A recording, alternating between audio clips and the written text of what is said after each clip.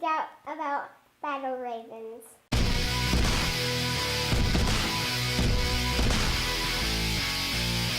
Hey guys, this is Robin from Geek City, USA, and today I am joining Lee.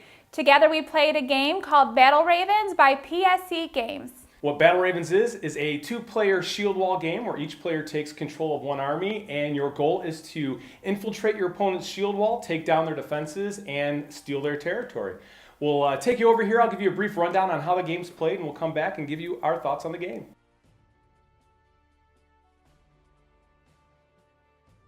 All right, so this is Battle Ravens. Now, in this example, we have one side set up to be the Anglo-Saxons and the other side set up to be the Norse. And if you look, each faction is going to have their herdmen, or hearthmen as it's actually pronounced, which are your stronger warriors. These are worth 2 strength each. And then you'll have your Bondi here, which are worth 1 strength each. These are not as skilled fighters as your herdmen. And then you'll also have these thralls, and the thralls attack at a distance, and what they let you do is they let you re-roll your attack dice.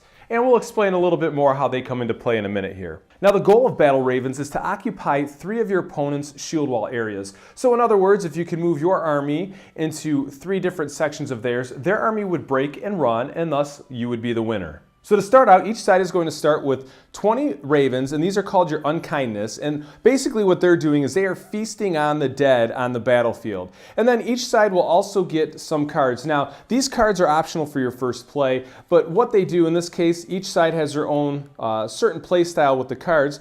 But you will draw 5 of these randomly, and you can play these at key moments in the game. So in this point here, this one you could play as a movement. You could play at the end of the Place Ravens phase, and they're going to do different things. Some will let you re-roll attack dice, roll extra dice, maybe bolster your defense. Here's the Norse cards, for example. You may choose whether to be the game's first or second player. They just let you do different things to add a little bit of extra spice to the game. Now, your first time you play, you might not want to play with these as you get the game under control, but after that, I would highly recommend playing with these because they definitely add a good bit of strategy to the game. All right, so the first thing you're going to do is you're going to pick out who's going to be your first player. And once you determine your first player, you're going to place your ravens. And what you do at that point is these are going to be your action allocation for each location on the board. And what I mean by that is, of your 20 ravens, let's say you place 4 ravens here in this square. That will allow you to do 4 things. So you may at one point choose to use one of your ravens to move a character over to the adjacent shield wall or the adjacent area, or you may choose to use all of these to attack your opponent, at which point each raven would represent 1 die. Or you could also use them if your opponent is attacking you. You could use your ravens to defend. So if your opponent attacks and rolls, say, 3 successes, you can choose how many ravens you might want to try to roll a defense dice with. So we'll start out, unless we're just going to randomly place. And what you're going to do is you're going to go back and forth. So player 1 will place, player 2 will place, and you'll continue this as you do the initial setup of the game. And I'm just going to put these out here, definitely not using any strategy for this setup, but just to place these throughout the board here. All right, so once all are in place, that's the end of the Place Ravens phase. Then you're going to take your actions. So starting with the first player, let's say this first player is going to say, I'll take 2 ravens. So they'll remove 2, and they can roll 2 dice. Now, the dice are successes on 4s, 5s, or 6s. 6s would be a double success. So in this case, the Anglo player can roll, and they would roll 2 1s. But let's say they rolled a 4 and a 6. This would indicate 3 hits, or 3 successes. So at this point, the Norse player could choose to take 3 damage, which you could remove 3 of the Bondi players from play, or you can remove maybe 1 herdman and 1 Bondi, because remember, these are worth 2 points and these are worth 1. Or they can also choose to use their ravens. So let's say in this case, because there's going to be 3 attack coming at them, they're going to roll maybe 1 defense. So they're going to use one of their ravens to roll a defense. And they can roll that, and a 4 would be a success, a 5 would be a success, and a 6 would be 2 successes. So let's say, well, they'll roll, okay, we rolled a 5. So then they block one of these hits, and they would still take 2 damage. So you could remove one of these players, either a Hearthman worth 2 or 2 Bondi. We'll take one of these guys out for the time being. And then it would go on to the other player. So they could pick any of their areas and activate. Now, one thing that as the game goes on is these areas are going to thin down a little bit. So they might want to bring reinforcements in here. So that's another thing you could do. You can use 2 of your ravens and activate them, or as many ravens as you want, really. Say I wanted to move 3. I can move these or use these 3 and say I'm going to activate 3 ravens to move 3 characters over to this other area. Maybe you want to bolster your defenses because you don't want your opponent to get through. Because remember, the goal of the game is to take over 3 of your opponent's areas here. Now for the thralls, what they do is, let's say in this case, I'm going to use all my ravens here. I'm going to take 4 ravens and roll 4 dice as the Norse, and I'm going to attack the Anglos there. So I will go ahead and roll here. And I rolled pretty poorly. I rolled 2 ones. And let's say I really wanted, for whatever reason, to make this attack a success, you can use these to re-roll your failures. You can only use them on attacks, and you have to designate how many you're going to re-roll. You have up to 3 to use, but you can't say, I'll use 1 roll. If it fails, I'll use another one. You have to make that selection right away. So let's say in this case, I want to re-roll 2 dice, so I'll remove my thralls and I can re-roll these dice. Now in this case, let's say I got 1 additional success, so that was good for the Norse player. Now your thralls are going to come back to you at the end of the round. So once everybody uses all their ravens, you start back and you place your ravens again and you continue on, and you'll refresh your thralls. Now if at the end of a game turn, let's say all the ravens were cleared from the board, and if we were at a point where, and let me just clear these out of the way, let's pretend the board's clear of ravens. If this section was wide open, the Anglos would capture this, and all of the opponents, so whoever's doing the capturing, all of their army needs to move into their opponent's side. So there's a strategy involved here because you have to be careful with your ravens. You might want to leave after making a big attack. You might want to make sure you have a few ravens left behind so you can move some of these guys to other areas, because once your guys have captured your opponent's area of the shield wall, you can't use them anymore. They are holding that and they are basically out of the game. So if you allocate your guys, you could be pretty bummed because now you can't use this part of your army. Now, also, when your opponent loses, so let's say those aren't there and this is the start of a new round, as soon as you lose a section to your opponent, you lose a thrall and you lose 3 of your ravens. So you get progressively weaker as your opponents take over your area. Now again, these cards here are to be used during the game, and you can use them to modify your rolls, because this is a good one for at the end of the turn. The Anglo player can actually, if they lost 2 Bondi, they can bring them back and kind of bolster their army as the game goes on. Whereas the Norse player, could choose, you can roll an attack for free. There are some that let you play attack cards in between rounds.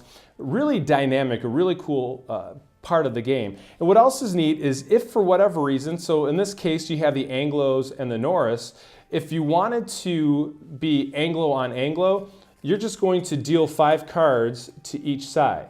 So you'll split the deck basically. So you can have the same army if you want to just try different strategies. Again, they each have different strengths and weaknesses in their cards. Now one other item to note here, now let's say that later on in the game, let's say this player has some ravens here and wants to move their characters. They could still say they spend 2 ravens to move 2 soldiers over. They would skip over the area that their army has already taken. So they wouldn't have to move in here, they would go right over to here. But if you have anybody that's invaded your shield wall, you couldn't spend, let's say in this example, the Norse couldn't spend 2 ravens to move 2 guys over to here because this is blocked. So it helps to bring the theme forward even more. Now I do also want to show you what these standees look like because each army looks unique. Here you have the Anglos and you have the Norse. These are their Hearthmen. And there's art on both the front and backs of these, which is a pretty cool effect. As you are playing the game and you're looking, you see your armies from behind, you see your opponents, you see all their shields and swords coming at you. It's a cool experience, it's a cool immersion in the game, and really brings forth that shield wall feel. But again, you're going to continue play until one player captures 3 of their opponent's sections of the shield wall, and at that point they would be the winner. Now that's a real high level overview on how to play Battle Ravens. I'm going to take you back up top and we'll let you know our thoughts on the game.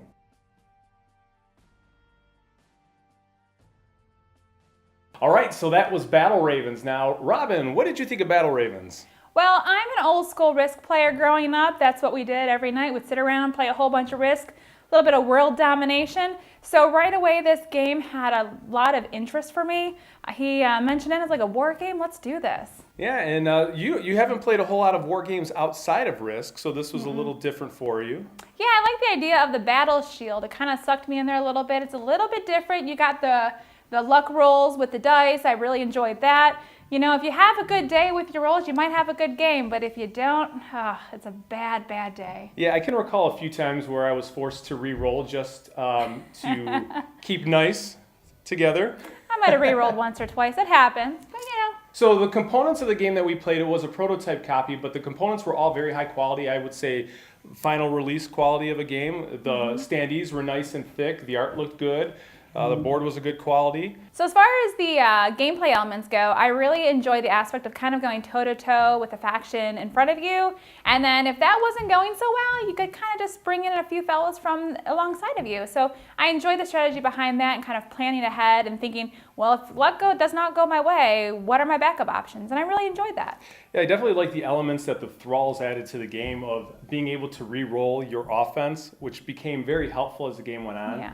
And also the card play interaction to it. And I know we didn't play cards with the first run-through that we did, but the future run-throughs we did, we played with the cards in it. And I thought those added a nice element to kind of help mitigate some of the luck, maybe give you an extra boost when you need it. It definitely added to the strategy portion of it. And I really like it because it didn't always help to go first. Sometimes it was actually a benefit to go second. Sometimes you wanted to go first, just kind of get a certain play in that you were hoping to accomplish. And with the cards, that kind of changed things up just enough so that the other person maybe couldn't figure out really what was going on. Yeah, I also like the way that the Ravens were played because you alternated turns setting the Ravens where you wanted them. And is it beneficial of me right away to respond to where she placed hers and let her know what I was going to do? Or should I wait and maybe put my stack off to the sides to see where she was going to play her other Ravens to see where I wanted to weaken myself, basically? The Ravens really kind of tell you about your competitor, just really how competitive they're going to be. If they're going to play aggressively, if they're going to maybe strategize a little bit. So that's kind of a neat little tell as well. Let me just say, I like to rise to the occasion. You're going to put a lot of Ravens in front of me. I'm going to probably place one more Raven in front of you. She's going to go for broke. She don't care. Another thing that I really appreciate about the game was in the instruction manual, there were designer notes that kind of followed the history that the game was based upon. And there was also recommended reading. And I thought that was really cool to kind of add that to help to augment the experience and really the theme immersion of the game. You could find out more about what the topic was of the game. I sort of felt for a little bit there that I was in one of the scenes from Game of Thrones, and I really enjoyed that. He said, hey, do you want to play a game with a shield wall? Do you know what that is? I said, I've watched Game of Thrones. I know what a shield wall is. I got this. Let's go. All right, all in all, I would definitely recommend this game. I think we had a lot of fun with this. I think it's war game enough to appeal to a lot of war gamers, but I think it's also light enough that it would appeal to the non-seasoned war gamer. Yeah. Now, if you're not a fan of sticking it to your neighbor, this might not be the game for you because there is a lot of that. But if you thrive off of that and you really enjoy that aspect, definitely pick this game up. All right, guys, well, thanks for hanging out with us. That about sums it up for Battle Ravens. If you like us, please subscribe. Follow us on all the major social medias. All of them. All of them. Facebook, Instagram, Twitter. If it's there, we got it. Show us some love. We also leave a comment. We love to respond to that and get to know you. Yeah, and here's the cool part is typically if you're interacting with somebody, especially on Instagram, it's probably me. It's this one. She's the better social media person. He's so busy with all the video aspects that I get to have fun with all the social media. So yeah. So we'll let you behind the scenes on that one. Yeah. So yeah, like, subscribe, all that stuff. All right. Have a great one, guys. See you guys. Cheers.